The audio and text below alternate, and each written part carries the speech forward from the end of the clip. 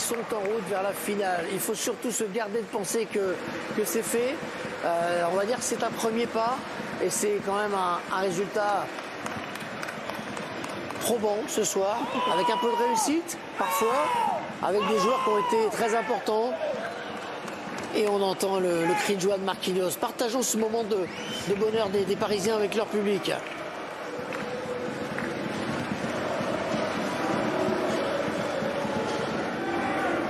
Allez, Vitinha est avec Dominique Armand. Une première réaction après la victoire parisienne ce soir à Londres. Ouais, Vitinha désigné homme du match. Victoire ici à Arsenal. Est-ce que c'est aussi fort que de gagner à Liverpool?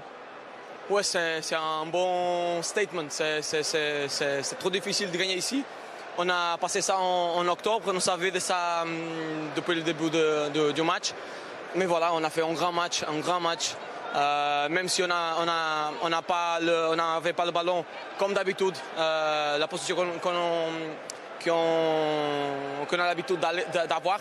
C'est ça que montre aussi la grande équipe. Quand il faut défendre aussi, on défend. Quand il faut avoir le ballon, on a le ballon. Il faut s'adapter. Oui, s'adapter à différentes choses que le match demande. Et c'est ça qu'on a fait aujourd'hui. On pouvait marquer encore plus, mais on est heureux de cet résultat. Et voilà, c'est pas fini, mais un grand travail de collectif. Il y avait des doutes autour de l'équipe parce que les dernières prestations n'étaient pas toujours très, très convaincantes. Vous étiez sûr, vous, de pouvoir sortir un match comme ça ce soir? Oui, sûr. Moi, j'ai dit dans la conférence de presse avant le match, il y a des gens qui ne croient pas, mais on s'en fout de ces gens.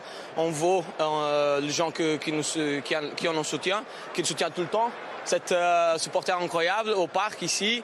Et c'est ça, c'est à cette supporter qu'on se met tous ensemble et on continue à gagner. Donc c'est pas fini, il faut faire un grand match aussi au parc, mais on est heureux de ce résultat. Est-ce que ce match est aussi une petite revanche individuelle pour vous, pour Dembélé qui ne marquait plus? Non, c'est l'équipe principalement. Comme j'ai dit, on a fait un grand résultat et une grande performance collective. Quand il faut défendre, quand il faut attaquer, c'est ça en grande équipe et on a montré l'envie qu'on a d'aller en finale. Merci Vitinha et bravo. Vitinha, et je peux vous dire que dans nos tribunes, des gens qui y croyaient, il y en a beaucoup. Victoire à Liverpool, victoire à Arsenal, l'air de rien pour les Parisiens.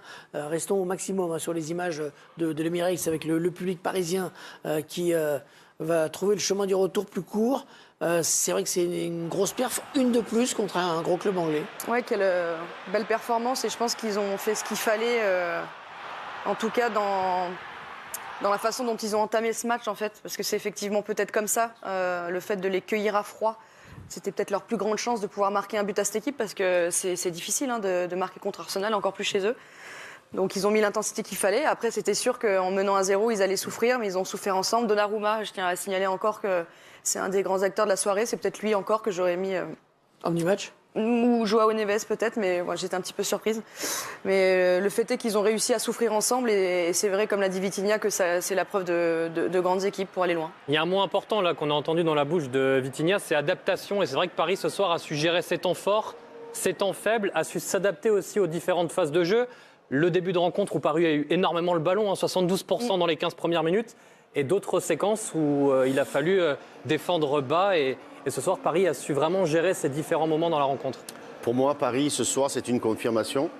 Confirmation de ce qu'on voit depuis pas mal de temps maintenant. Dans la gestion des temps forts contre eux, ils sont capables justement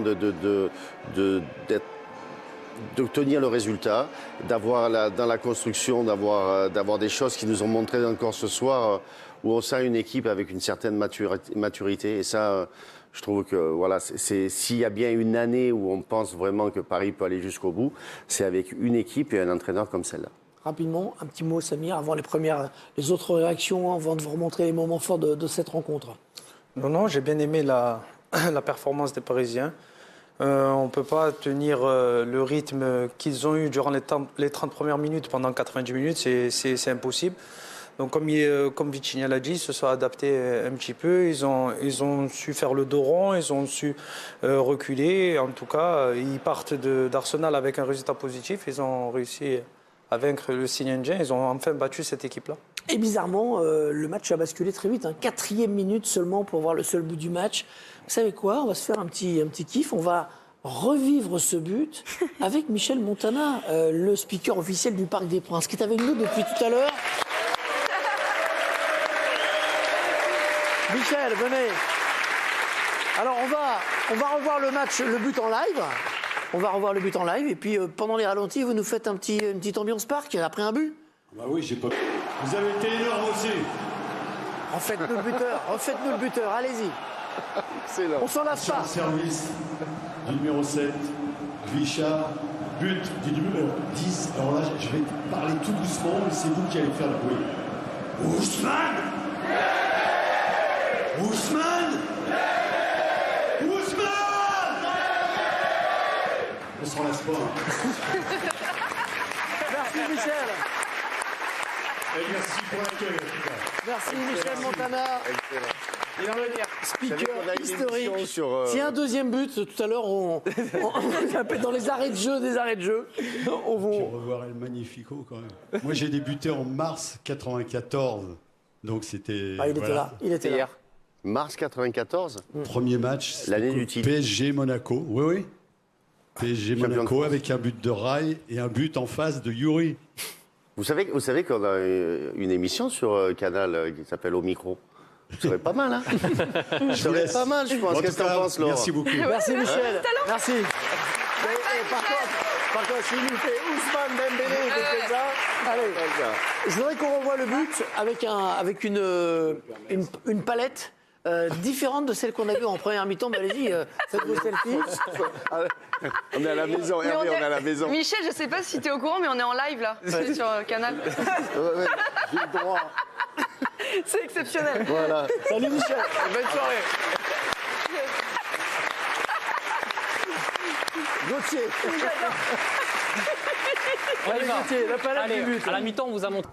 Vous voulez qu'on rappelle Michel? Non, allez. Non, juste qu'on revienne au début.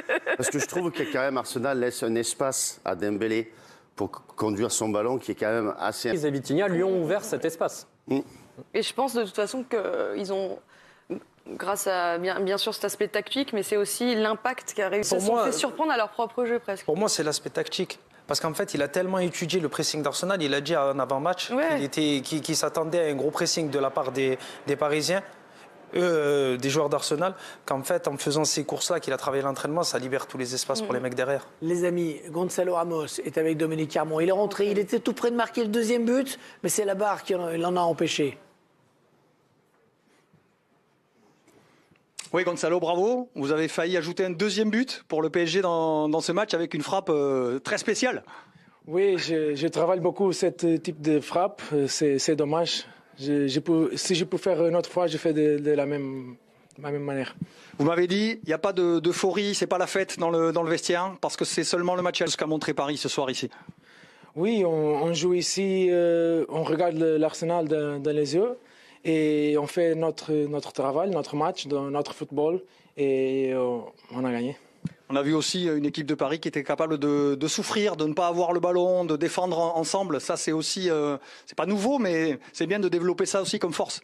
Oui, c'est important de faire tout dans le match. C'est le football de haute qualité et on a besoin de tout le moment de match. Bon, vous êtes content quand même. Oui, bien sûr. Merci Gonzalo, bravo. Il peut être content, effectivement, lui qui ne joue que des bouts de match depuis pas mal de temps et là qui rentre quand même dans un match important comme une demi-finale de Ligue des Champions. Oui, après c'est peut-être lié aussi à la sortie sur blessure de Dembélé et peut-être que c'était pas lui qui était amené à sortir et ça a grillé un joker. À mon avis, l'explication de son entrée, elle est là et il avait une belle balle de 2-0 qu'il a malheureusement pas pu convertir, mais ça répond à un moment du match où le PSG était un peu mieux aussi et je pense qu'il y a eu... Je découperai le match en trois périodes. Moi, pendant une demi-heure, je trouve que le PSG était largement supérieur à son adversaire. Ils ont subi pendant l'autre demi-heure, je trouve de la 30e à la 60e.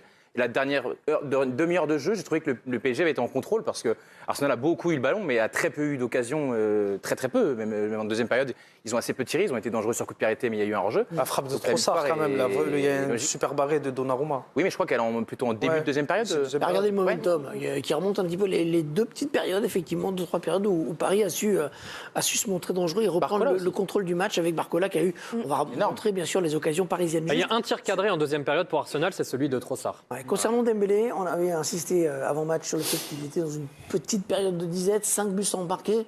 Il a remarqué ce soir. Son 33e de la saison en 45 matchs et déjà le 8e en Ligue des Champions et un nouveau but qui compte. Il avait marqué à Liverpool, notamment en 8e de finale. Mais celui-là, il compte beaucoup. Ouais, c'est une demi-finale de Ligue des Champions. Il en vaut 10. C'est important aussi. Oui, non, mais là, il est tout en haut. Peut-être pour lui, pour le Ballon d'Or, et les matchs à cette altitude-là, c'est très très important de pouvoir les réussir. Petit point d'inquiétude peut-être, c'est cette sortie prématurée, blessure, crampe. J'imagine qu'à l'heure qu'il est, vous n'avez pas encore l'information, Paul, mais la question qu'on se pose, c'est la présence au match retour, bien sûr, parce que ça vient vite, c'est dès mercredi prochain. Hein. Oui, dans une semaine pour les Parisiens et Ousmane Dembélé. Et on ne peut pas encore vous donner d'infos sûres ou de précisions. C'est arrêté suffisamment tôt, qu'il n'ait pas continué, que ce soit une bonne chose, qu'il n'ait pas aggravé la petite blessure qu'il a actuellement pour pouvoir se guérir très rapidement. Petite image là de Laurent Lachon, effectivement, cette petite communication. Et d'ailleurs, Dembélé est ensuite sorti après le match. Il est allé voir le COP. Donc, on va dire qu'il n'est pas aux abois. Concernant son match, il a fait ce qu'il fait depuis quelques temps maintenant, à la fois créer des espaces, donner des bons ballons et marquer. C'est presque le match parfait pour lui. Oui, je trouve qu'il a été très intelligent, notamment dans son jeu, en devant laisser sa place dans les dernières minutes. Ces images en vitesse normale comme ça, c'est incroyable. L'intensité des courses, c'est vraiment impressionnant. Samir ? Justement, j'allais revenir par rapport à l'intensité de ses courses.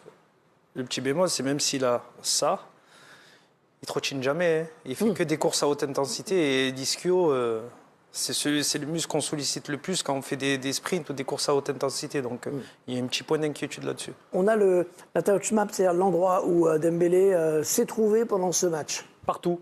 Comme souvent, vu qu'il décroche, on attaque de gauche à droite et on voit que finalement, il n'a touché que 3 ballons dans la surface, mais qu'effectivement, c'est plus qu'un simple numéro 9. Et ce qui est intéressant aussi ce soir, dans un match comme ça aussi important, c'est qu'il n'a eu qu'un tir.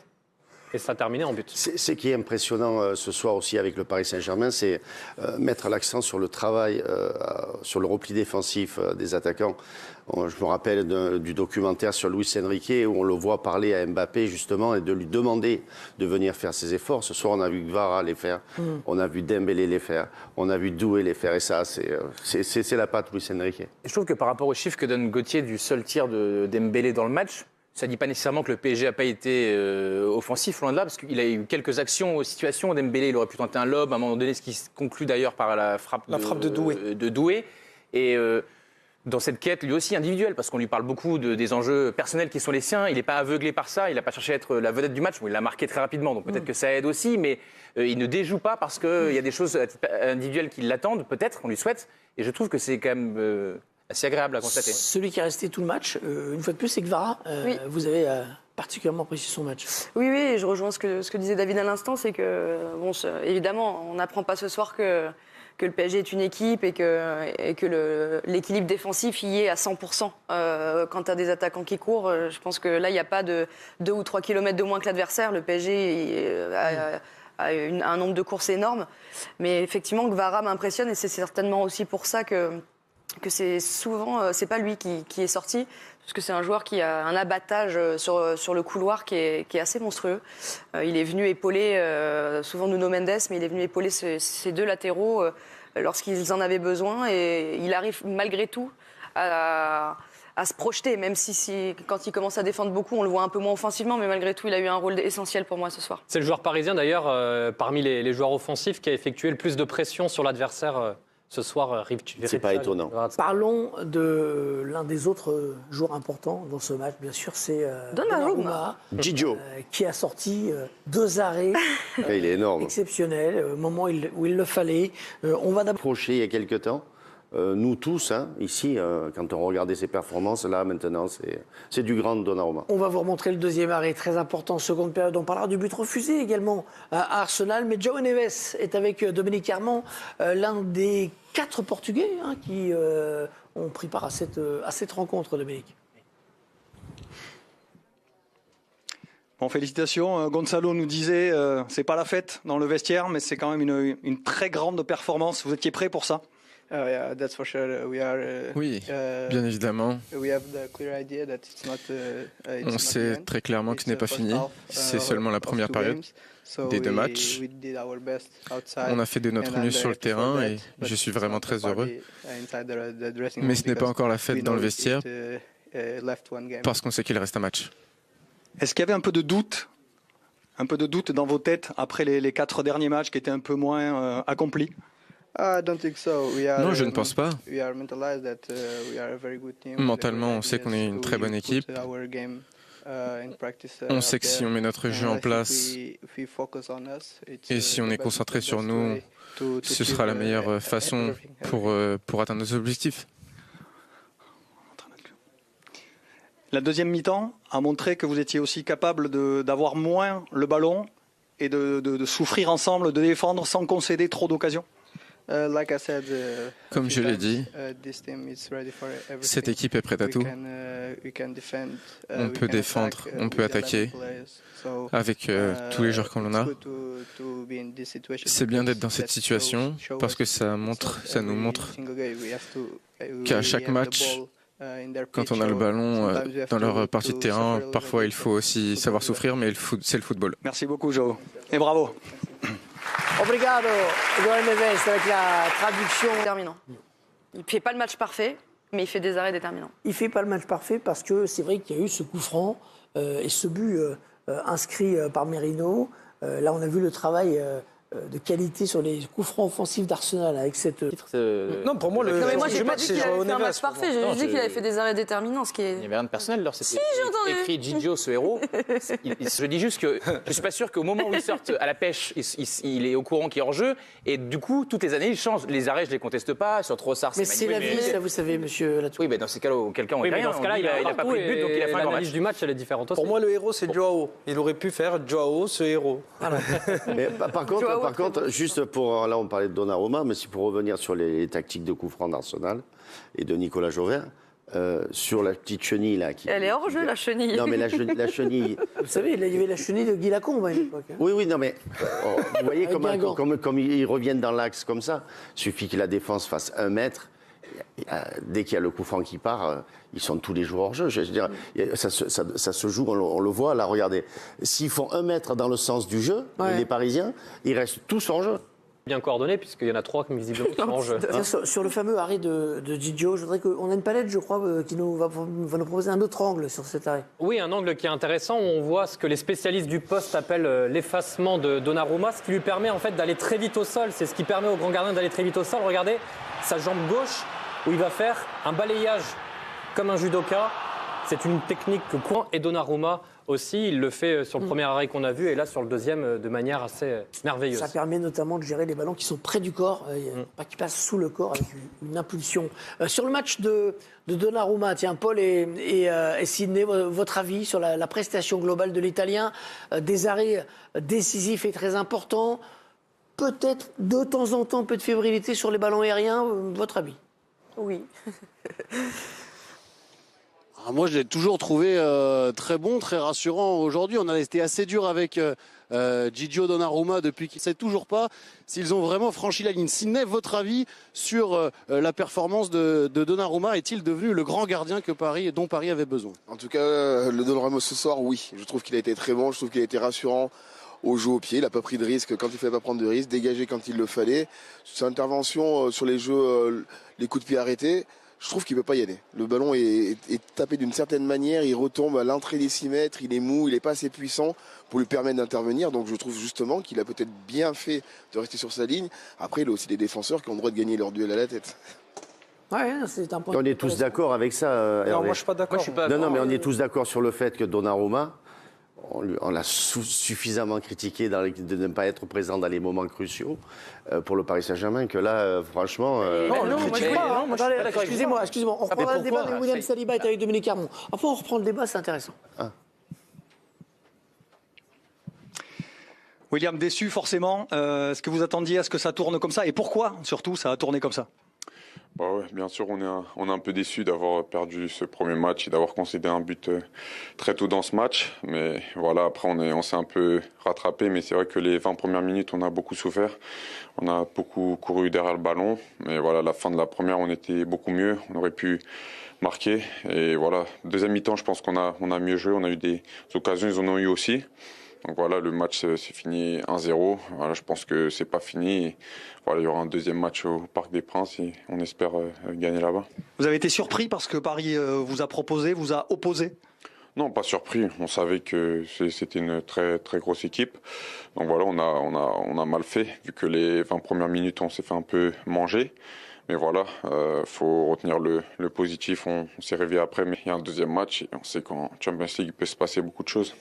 On s'était vu au tour précédent, après le Real, où ça s'était bien passé face à Kylian Mbappé. Ce soir, il y avait Ousmane en face. Il vous a échappé une fois, on peut dire ça?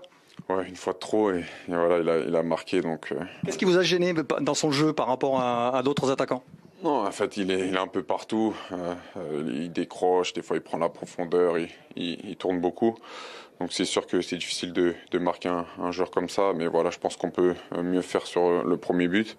Donc voilà, ils ont bien fait. Donc maintenant, on va regarder ce match et voir ce qu'on n'a pas bien fait et prendre le positif pour essayer d'aller les battre là-bas. C'était quoi l'ambiance dans le vestiaire là? Tout le monde est déjà en train de se remonter à penser à la semaine prochaine? Oui, bien sûr. On a perdu le premier match, mais voilà, il y a un deuxième match. Il va falloir montrer qu'on a du caractère et c'est la Champions League. Il y a beaucoup de choses folles qui se sont passées, donc on va essayer de faire la même chose pour ce prochain match.